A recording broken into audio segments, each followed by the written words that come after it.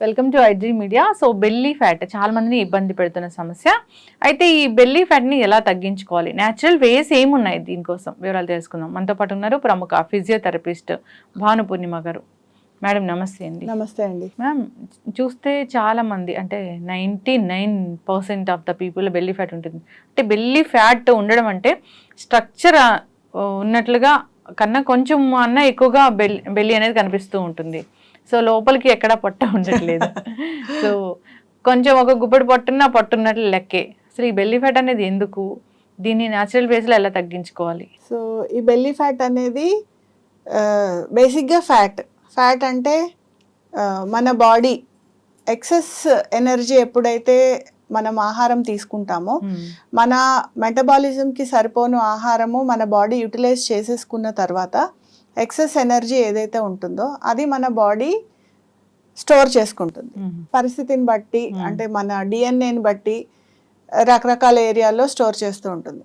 మగవాళ్ళకి ఎక్కువగా బెల్లీలో స్టోర్ అవుతూ ఉంటుంది, లేడీస్కి హిప్స్ దగ్గర స్టోర్ అవుతూ ఉంటుంది. అలా ఒక్కొక్కళ్ళ ఒంటి తీరుని బట్టి మన బాడీ అనేది ఎక్సెస్ ఉన్న ఎనర్జీని ఫ్యాట్ లాగా కన్వర్ట్ చేసుకుని స్టోర్ చేసుకుంటూ ఉంటుంది.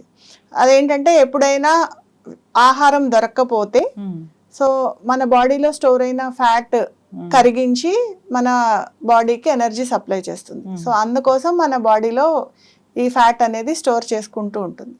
సో ఇది రాకుండా ఉండాలి అంటే మన బాడీకి ఎంతైతే అవసరమో అంతే పరిమితంగా ఆహారం తీసుకుంటే, అంటే మనం దాన్ని స్టోరేజ్ కి కావాల్సినంత కాకుండా స్టోరేజ్ అవసరం లేకుండా అవసరానికి తగ్గ ఆహారం పరిమితంగా తీసుకుంటే ఈ సమస్య రాకుండా చూసుకోవచ్చు. ఓకే, అంటే ఎవరు కూడా పరిమితంగా తీసుకోవట్లేదు కాబట్టి బెల్లీ ఫ్యాట్ అనేది వస్తుంది. సో బెల్లీ ఫ్యాట్ వచ్చింది, ఎట్లా తగ్గించుకోవాలి? అంటే మనము ఎలా తగ్గించుకోవాలి, ఇప్పుడు మనం మాట్లాడుకున్నాం కదండి, మన బాడీకి ఎంత అయితే ఎనర్జీ అవసరమో సో అంత ఎనర్జీ సరిపోను ఆహారము అంత ఎనర్జీ అది యూటిలైజ్ చేసుకుంటుంది. సో ఫ్యాట్ రూపంలో ఏదైతే స్టోర్ చేసుకుందో మన బాడీ దాన్ని ఎనర్జీ ఎక్సెస్ గా ఖర్చు పెట్టించాలి. అంటే దానికి తగ్గ ఎక్సర్సైజ్ చేయడము, వాకింగ్ చేయడము, any kind of exercise, any physical exercise. మీరు జిమ్కే వెళ్తారో, వాకింగే చేస్తారో, డాన్సే చేస్తారో అది మీ ఇష్టం. బట్ ఆ ఎక్సెస్ ఎనర్జీని స్టోర్ చేసుకున్న ఎక్సెస్ ఎనర్జీని ఇమీడియట్ గా ఖర్చు పెట్టేస్తే ఫ్యాట్ రాకుండా ఉంటుంది. సో అందుకే మనము చాలా మంది సెలబ్రిటీస్ వాళ్ళందరూ చెప్తూ ఉంటారు, సో ఒక గులాబ్ జామున్ తిన్నామంటే 2 గంటలు ఎక్కువ జిమ్ లో కష్టపడతాం. సో అది అలా చేసుకుంటే సరిపోతుంది. పర్టికులర్గా ఏమైనా ఎక్సర్సైజ్ అనేది ఉంటుందా దీనికోసము?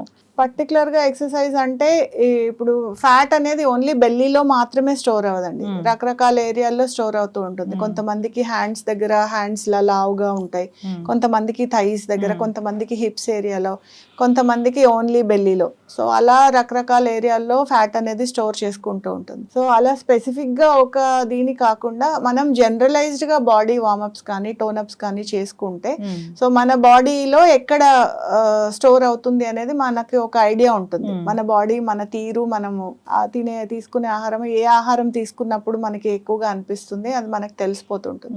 సో ఆ పర్టికులర్ బాడీ పార్ట్ కి సంబంధించిన ఎక్సర్సైజెస్, ఇప్పుడు మనకి హిప్స్ లో స్టోర్ చేసే ఇది ఎక్కువ ఉంది అనుకుంటే హిప్స్ కి రిలేటెడ్ ఎక్సర్సైజ్ అంటే సైక్లింగ్ ఇలాంటివి ఎక్సర్సైజ్ గా చేయటం కానీ. సో బెల్లీలో ఎక్కువ మనకి స్టోర్ అవుతుంది, మనం అబ్డామినల్ క్రంచెస్ కానీ, లేదు చేతులకి ఉంది, చేతులకి సంబంధించి కొంచెం టోనప్ ఎక్సర్సైజెస్ కానీ. సో ఇలా మన ఒంటి తీరుని బట్టి చిన్న చిన్న ఎక్సర్సైజెస్ చేసుకుంటే ఈ బెల్లీ ఫ్యాట్ అనేది అక్యుములేట్ అవ్వకుండా మనం చూసుకోవచ్చు. అయితే జనరల్గా ఏదైనా ఒక బెడ్ రిడెన్ అయినప్పుడు, యాక్సిడెంట్ ఇలాంటివి అయినప్పుడు దాని తర్వాత రెస్ట్ కంపల్సరీ అవసరం, అప్పుడు వెయిట్ గెయిన్ అవ్వడం అనేది జరుగుతూ ఉంటుంది. సో ఏదైనా ఇష్యూ జరిగినప్పుడు, ఇంజరీ అయినప్పుడు దాని తర్వాత రెస్ట్ తీసుకోవడము, సో తర్వాత ఫిజియోథెరపిస్ట్ దగ్గరికి వెళ్ళడం జరుగుతుంది. అప్పుడు మీరు ఏంటి అంటే ఈ వెయిట్ తగ్గడానికి కూడా చెప్తారా, లేదంటే ఓన్లీ ఆ పెయిన్ ఆ ఇష్యూకి సంబంధించిన అవే చేయిస్తారా? లేదండి, ఫిజియోథెరపీలో బెడ్ రిడెన్ పేషెంట్ అంటే మీరు అన్నట్టు ఫ్రాక్చర్స్ తర్వాత, యాక్సిడెంట్ తర్వాత, ఇంజరీ తర్వాత, సర్జరీ తర్వాత ఎక్కువ రోజులు బెడ్ మీద ఉండటం వల్ల సో వెయిట్ గెయిన్ ఎక్సెస్ అయినప్పుడు ఫస్ట్ మనము పెయిన్ రిలేటెడ్ చెప్తాము, దానికి రిలేటెడ్ ఎక్సర్సైజెస్ కూడా చేయిస్తామండి. ఫస్ట్ ఆఫ్ ఆల్ మీరు బెడ్ మీద ఉంటున్నారు అన్నప్పుడు అంటే హీలింగ్కి అవసరమైన ఆహారం తీసుకోవడం, అంటే ఎక్కువ ప్రోటీన్ రిచ్ ఫుడ్ తీసుకోవడము, ఫ్యాట్స్ కానీ స్వీట్స్ కానీ ఎక్కువ ఆయిలీ ఫుడ్స్ కానీ తీసుకోకుండా ఉండటము. సో ఇలాంటి జాగ్రత్తలు కొంచెం తీసుకుంటే అలా ఎక్సెస్ వెయిట్ గెయిన్ అవ్వకుండా చూసుకోవచ్చు. సో బెడ్ రిడన్ ఉన్నప్పుడు ఎస్పెషల్లీ ఖాళీగా ఉండి ఎక్కడికి వెళ్ళలేక ఆకలేసి బోర్ కొట్టి కూడా చాలా మంది తినేస్తుంటారు ఆకలి ఉన్నా లేకపోయినా.